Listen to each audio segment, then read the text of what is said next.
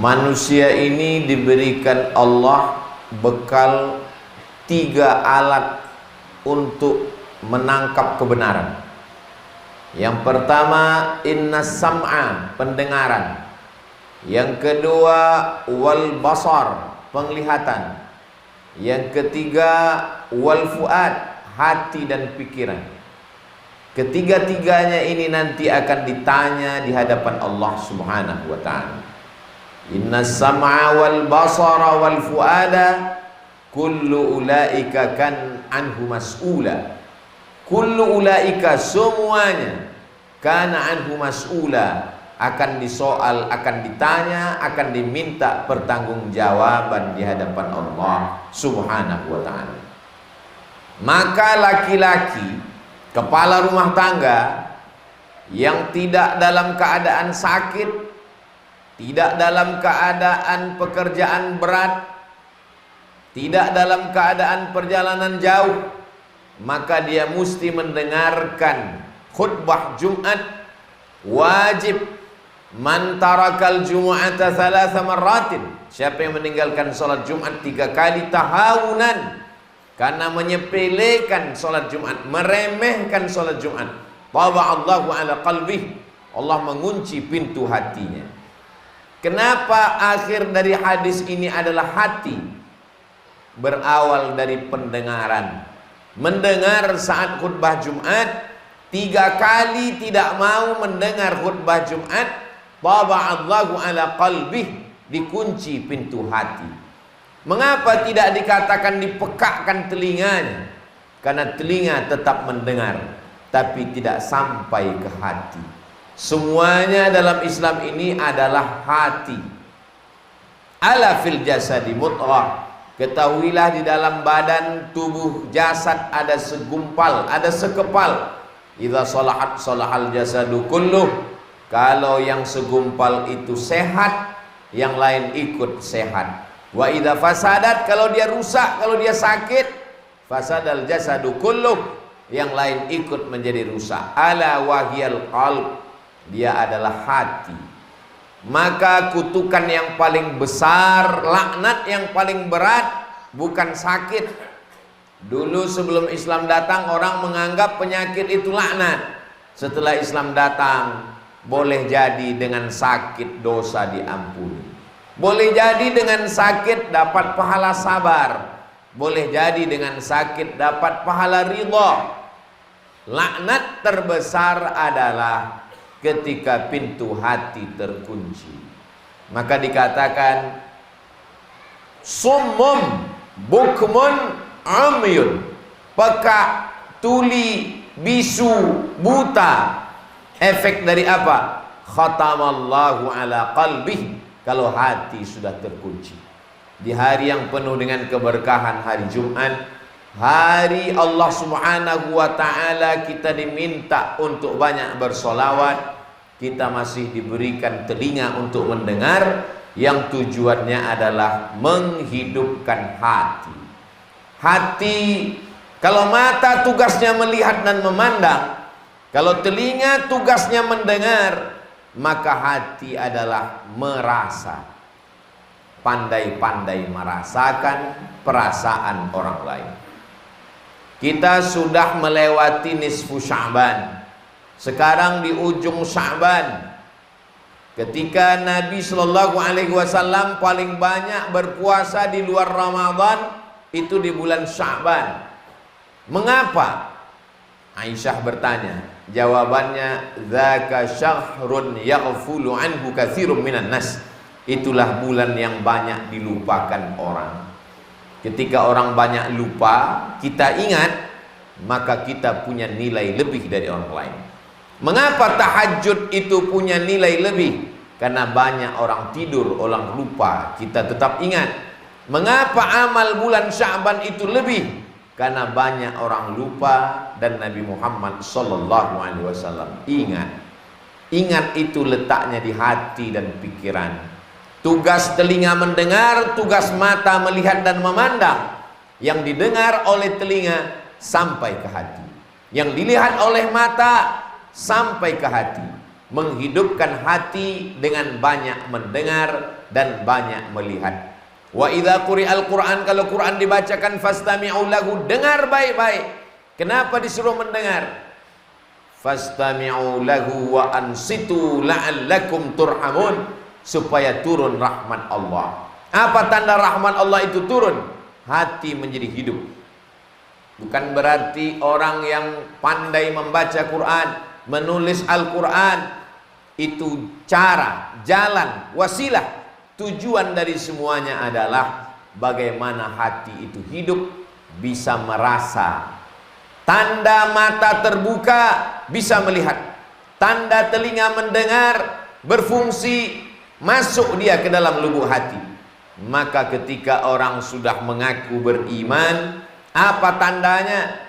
Hatinya mudah merasakan perasaan orang lain.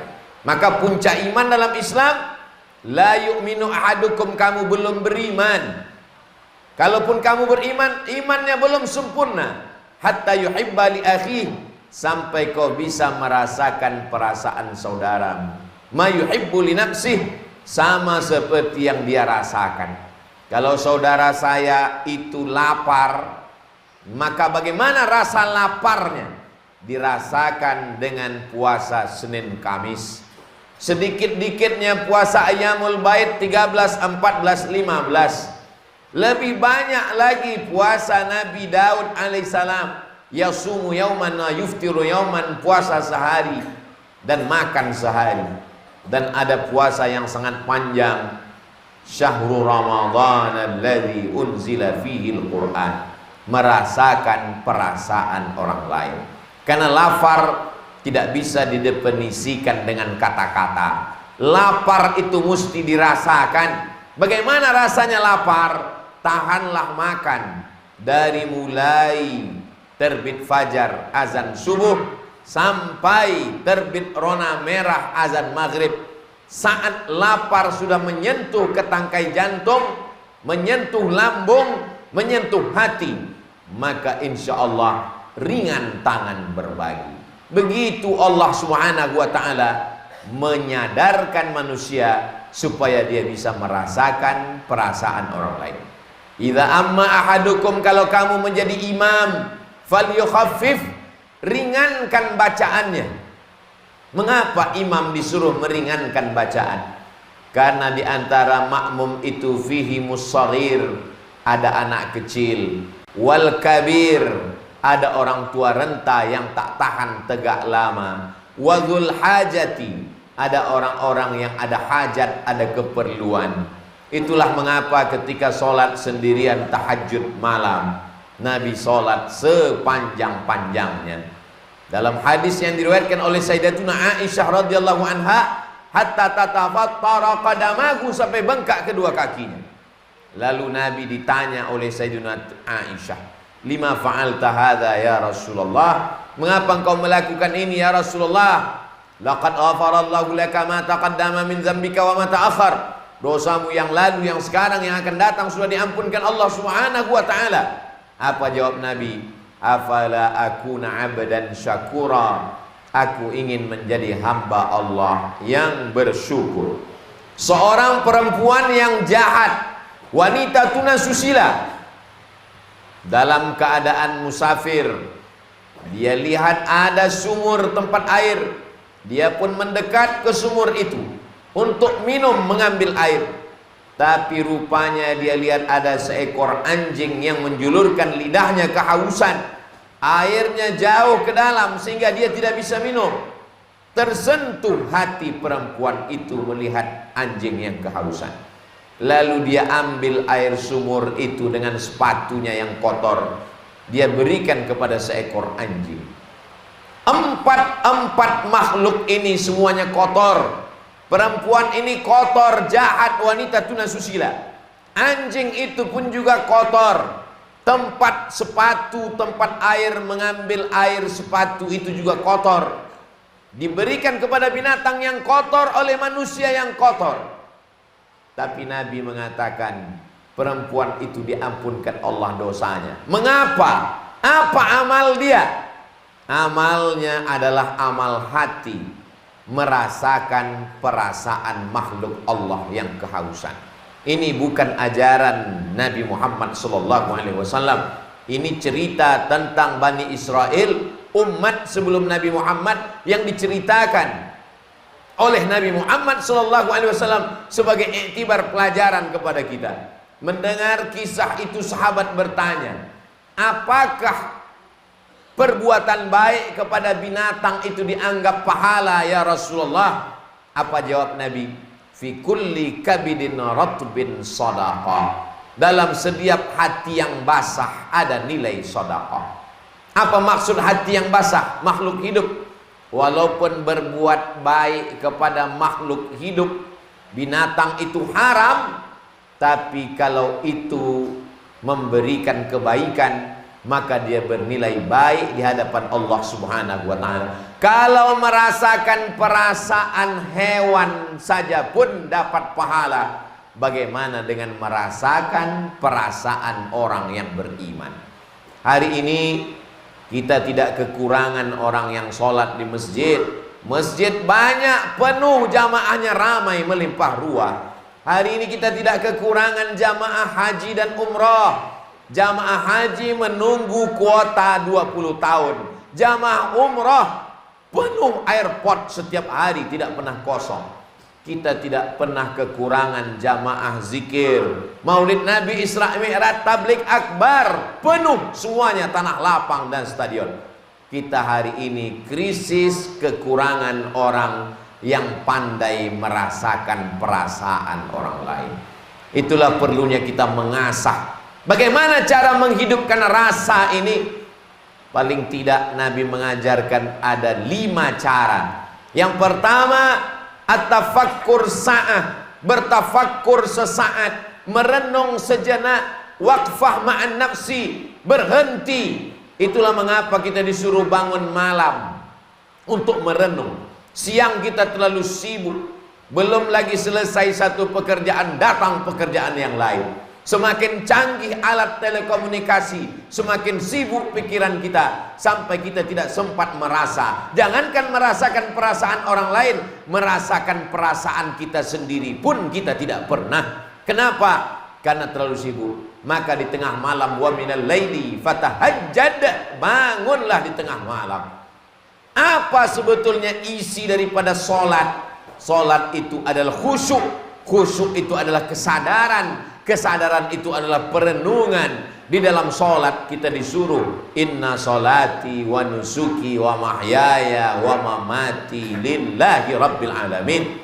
Maka kita merenung sejenak. At-tafakkur sa'ah, berpikir sesaat, khairum min qiyami laylah, lebih baik daripada tahajud sepanjang malam. Jadi kalau kita mau hidup rasa ini, maka kita bertafakkur, berpikir sesaat. Yang kedua, kita diperintahkan merasakan perasaan orang lain, maka berpuasa sunat, mengqadha puasa yang tinggal. Idzan tasafa Sya'ban fala tasum. Kalau sudah masuk bulan Sya'ban jangan puasa lagi. Kalau sudah lewat nisfu Sya'ban jangan puasa sunat. Maksudnya tidak boleh puasa sunat bagi orang yang memang belum terbiasa puasa sunat karena sudah lewat nisfu Sya'ban. Tapi bagi orang yang mengqadha puasa yang tinggal, walaupun sudah lewat nisfu Sya'ban, di akhir Sya'ban tetap boleh. Kenapa? Mengganti puasa yang tinggal, dilanjutkan dengan puasa Ramadan. Tujuannya adalah merasakan perasaan orang lain. Yang ketiga, bagaimana cara kita merasakan perasaan orang lain? Datang seorang yang hatinya keras, lalu kemudian kata Nabi, kalau kau ingin melembutkan hatimu, at'imil masakin, kasih makan orang miskin, wamsah ra'sal yatim, usap sapu kepala anak yatim. Kita hanya memberi makanan, kita transfer, bagus, tapi kita tidak mendapatkan sunnahnya. Kita belikan nasi, kita bawa ke panti asuhan, bawa anak istri, jalan-jalan ke danau, ke mall, ke tempat yang bagus, tidak salah. Tapi sekali-sekali pergi ke panti jompo, pergi ke panti asuhan, usap kepala anak yatim, belikan makanan yang sama dengan yang kita makan. Itu salah satu cara menghidupkan hati kita sesuai yang diajarkan oleh Nabi Muhammad sallallahu alaihi wasallam. Yang keempat, bagaimana cara menghidupkan hati ini? Hati ini akan hidup kalau dia makan makanan yang halal. Sepiring makanan yang halal berubah menjadi setetes darah. Setetes darah akan masuk ke dalam jantung. Jantung menghembuskan darah yang halal. Itulah akan menyembur ke mata. Mata melihat yang halal. Lalu ke telinga. Telinga mendengar yang halal. Kenapa ada orang tidak tertarik mendengar yang halal, melihat yang halal? Karena pikirannya dipenuhi oleh darah yang haram. Nasiatin, ubun-ubun. Kadzibatin, pembohong. Khati'atin, penjahat. Kenapa ubun-ubunnya pembohong, ubun-ubunnya penjahat? Padahal yang bohong lidah, yang jahat kemaluan. Tapi kenapa dalam ayat ini dikatakan ubun-ubun? Ubun-ubun adalah bagian kepala depan, otak. Otak yang berpikir jahat, otak pembohong. Kenapa? Karena darah yang diterima otak dari jantung adalah darah kotor. Dari mana datang darah? Dari jantung. Jantung dapat darah dari mana? Dari makanan. Kulu, makanlah min thayyibat, yang baik-baik. Kalau mau berpikir baik, merenung baik, hati baik, jangan kasih makan haram. Makanan haram menghijab kita dari merasakan perasaan orang lain. Kenapa ada orang kaya yang kikir, bakhil, pelit, tidak pernah ada rasa kasih sayang dalam hatinya? Salah satu penyebabnya adalah karena terlalu banyak makan haram. Kenapa ada penguasa zalim, aniaya, tak memikirkan orang lain? Di antara penyebabnya adalah karena makan haram, menyebabkan hati hitam, menyebabkan pikiran hitam. Kalau sudah hati gelap, pikiran gelap, mata gelap, telinga tak mendengar. Kalau sudah telinga tak mendengar, mata tak melihat, maka kata Allah, ulaika, mereka itu, qulubun la yafqahuna biha, punya hati tapi tak dapat merasakan perasaan orang lain. Adhanun la yasma'una biha, punya telinga tapi tak dapat mendengar yang baik-baik. Mereka punya pandangan, la yubsiruna biha, tidak dapat melihat yang baik-baik. Ulaika kal an'am, mereka seperti binatang, bal hum adall, bahkan lebih hina daripada binatang. Yang terakhir, yang kelima, menghidupkan hati dengan doa. Allahumma ja'al fi qalbi nura. Doa Nabi dalam sholat tahajud, jadikan hatiku ini cahaya. Dengan cahaya itulah kita bisa membedakan mana yang hak, mana yang batil, mana yang bengkok, mana yang lurus, mana yang baik, mana yang salah. Wa fi sam'i nura, dalam telingaku ada cahaya. Wa fi basari nura, dalam pandangan mataku ada cahaya. Wa an yamini nura, sebelah kananku cahaya. Wa an yasari nura, ada cahaya. Wa an amami nura, dari depan cahaya. Wa min khalfi nura, belakang cahaya. Wa min fawqi nura, atas cahaya. Wa min tahti nura, waj'al li nura, berikan aku cahaya. Ad-du'a silahul mu'min, berdoa kepada Allah, ya muqallibal qulub, engkau yang membolak-balikkan hati, sabbit qulubana, kokohkan hati kami.